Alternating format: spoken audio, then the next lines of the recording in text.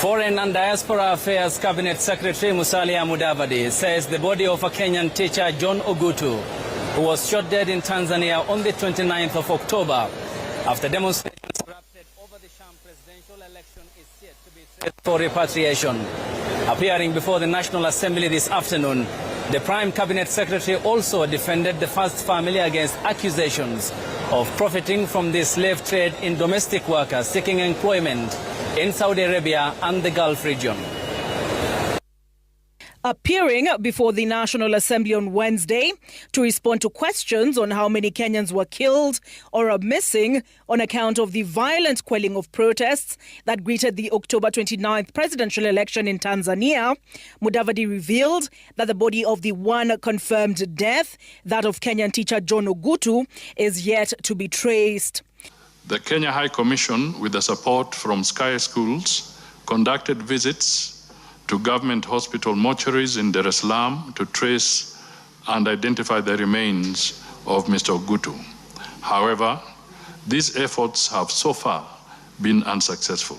This comes amid concerning reports from the civil society that Tanzanian authorities are disappearing bodies to cover up the extent of the human rights abuses. Through the High Commission, all but 2 of the detained Kenyans have since been released. The remaining 2 individuals are Mr. Samuel Kagila and Stephen Dungu Kimani, who are currently held at Arusha Central Police Station. Mudavadi taken to task over the mistreatment of Kenyans in Tanzania and Uganda. And we saw those Kenyans saying that their release came when the former president of this country, Uhuru Kenyatta, intervened.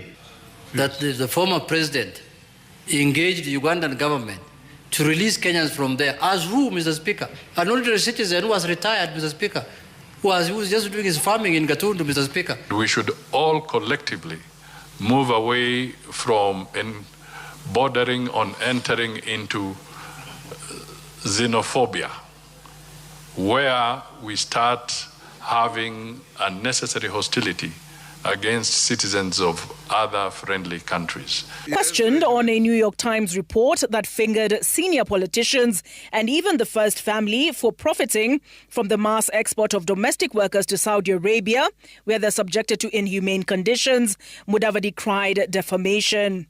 Could the Prime Cabinet Secretary clarify whether any senior government officials or their family members directly or indirectly own, control or benefit from recruitment, training or insurance companies involved in deploying Kenyan workers to the Gulf? We do not engage in any human trafficking, neither does the president of this country or his government engage in any slave trading. That no single insurance company has a monopoly covering Kenyans seeking jobs in the Gulf or any other country.